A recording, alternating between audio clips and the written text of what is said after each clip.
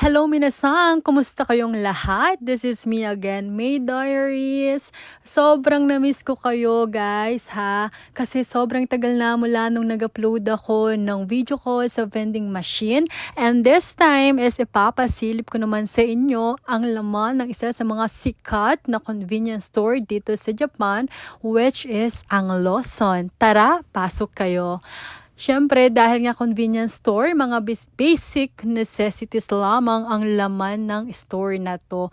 Meron ding gulat ako meron ding mga school supplies, mga pampaganda, and alam nyo na ko guys, nahihiya talaga akong ipakita yon. Pero that's the reality here in Japan. Lahat nga, pati sa mga ibang mga ibang convenience store, may mga nakita din ako dati, may mga tatay na nakapila pa sila para lang makapagbasta doon sa mga magazines na yon na naka-blurred.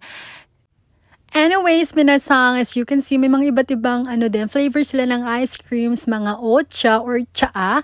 May mga beers din sila guys, which is favorite ng mga Japanese talaga is mag-inom according to my observation ha. Kasi sa mga eki or station, sa mga tren, may mga tatay na lasing din. Kaya be careful guys ha, lalo na pag bibiyahe kayo ng gabi. Dahil minsan ika nga nila, ligtas ang may alam. Kaya stay safe always minasang ha. Sinasabi ko sa inyo. So next naman ay papakita ko sa inyo minasang is itong corner ng ubento or lunchbox ng mga Japanese. Lunchbox.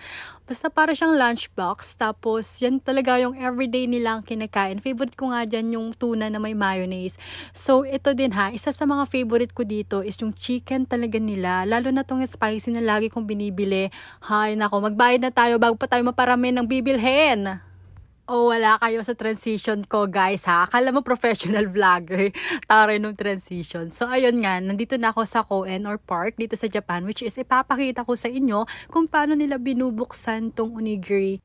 So minasang, as you can see, may 1, 2, and 3 yung onigiri na nakasulat. Ang susundan nyo lang guys is, from number 1 is hihilain nyo lang yung plastic hanggang sa matanggal sa likod nito.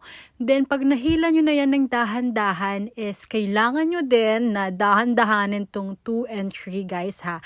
Kasi minasang, alam nyo ba, may part yung plastic na nakadikit dun sa sa loob ng pagkain. So, dapat dahan-dahan tayo dito. Be careful ha, para hindi masira yung form ng ating onigiri. So, minasang, advice ko lang ha, this is an important rule. Charot. Dapat, yung number 3 ay dapat konti na lang yung hilain nyo sa plastic. Kasi, para may panghawakan kayo pag kinakain nyo na at para hindi ma-expose yung onigiri habang kinakain nyo siya. So, yun lang. Napakadali. Enjoy!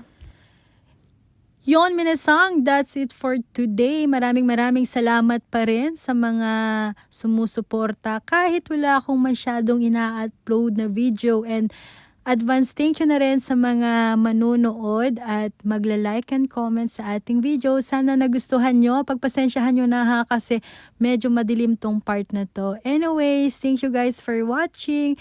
See you again on my next video. Stay safe, stay kind. Bye-bye. Mwah.